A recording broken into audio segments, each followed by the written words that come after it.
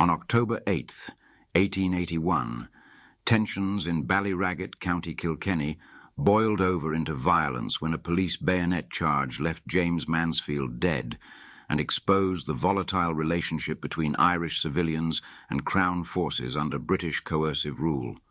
In the days preceding the riot, a public meeting was held in Ballyragget, where a local priest, Father James Walsh, delivered a fiery speech condemning British land policies and urging resistance against evictions.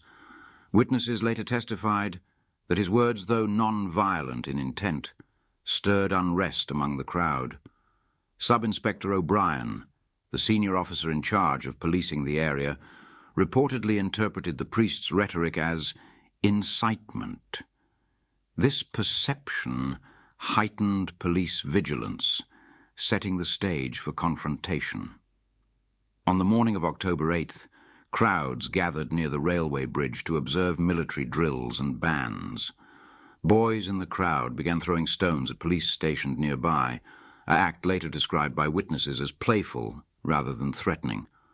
Sub-Inspector O'Brien, already on edge from the earlier meeting, deemed the stone-throwing a deliberate provocation. Without warning, O'Brien ordered his men to fix bayonets and charge across the bridge. Eyewitness Alexander Byrne, a labourer, recounted, "The police rushed like madmen. One struck Mansfield with a rifle butt, knocking him down. Another ran him through the belly as he lay." Railway porters confirmed the crowd, composed largely of curious onlookers, including women and children, scattered in panic. No sustained stone-throwing occurred before the charge, and no police sustained serious injuries. James Mansfield, a 45-year-old labourer with no ties to agrarian agitation, bled to death within minutes. A second civilian, unnamed in reports, suffered fatal injuries. The inquest, presided over by Coroner Fitzgerald, became a microcosm of Ireland's political divide. Sub-Inspector O'Brien claimed the crowd had grown menacing, with stones raining down for 20 minutes. He insisted the bayonet charge was a last resort to protect his men. Constables corroborated his account, describing a fusillade of projectiles. 2 railway porters, deemed impartial by the coroner, swore under oath that stone-throwing was sporadic and limited to a handful of lads. They emphasized Mansfield's innocence. He was merely watching the soldiers, 20 yards back from the bridge. Medical evidence confirmed his fatal wound came from an upward thrust, consistent with being stabbed while prone.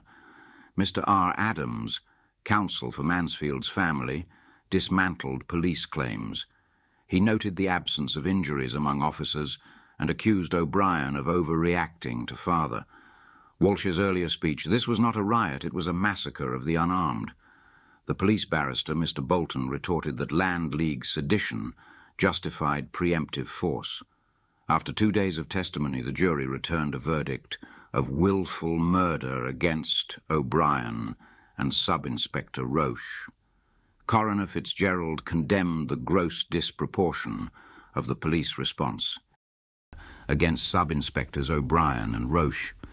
The Court of Queen's Bench, citing procedural irregularities, annulled the inquest's findings. Attorney General for Ireland, Mr. W. M. Johnson, argued that the coroner's jury had overstepped its authority by attributing criminal intent to the officers.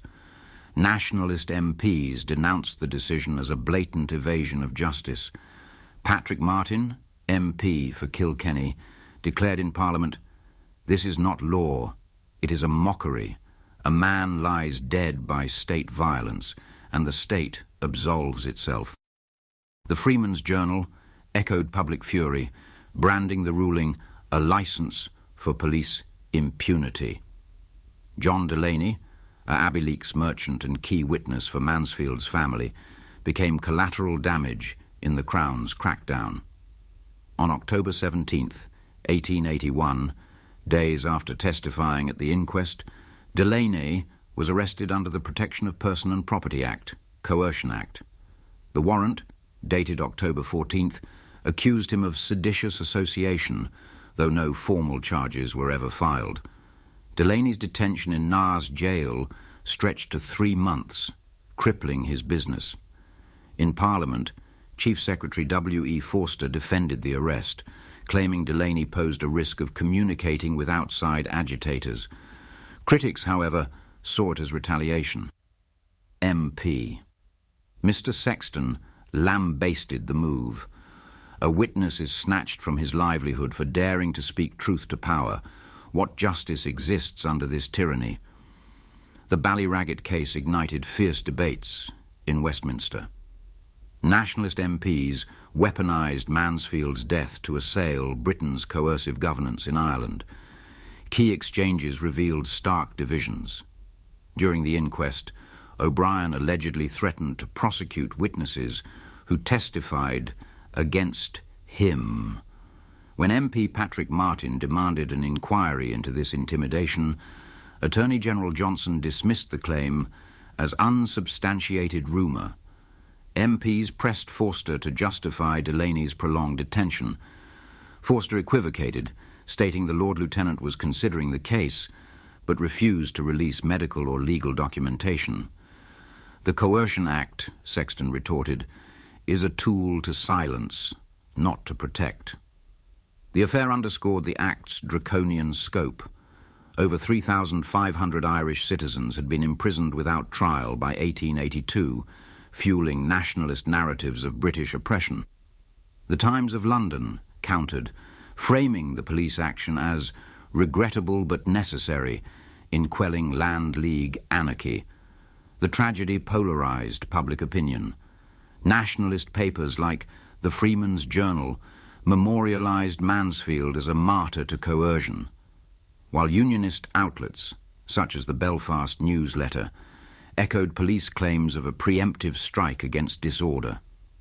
Local tensions flared further when Mansfield's family, denied legal recourse, held a mass protest in Kilkenny, attended by Land League leaders and clergy. Father Walsh, whose earlier speech had been cited by police as inflammatory, denounced the Crown's moral bankruptcy from his pulpit. The Ballyragget Riot faded from court dockets, but lingered in Ireland's collective consciousness. For nationalists, it epitomised British injustice, a microcosm of systemic violence and legal chicanery. For unionists, it validated the need for firm authority amid agrarian chaos. James Mansfield's unavenged death and John Delaney's ruined livelihood became rallying cries for Home Rule advocates, while the Crown's actions cemented Irish distrust of Westminster. As the Irish Independent later reflected, in Ballyragget, the bayonet pierced more than one man. It pierced the veil of imperial legitimacy.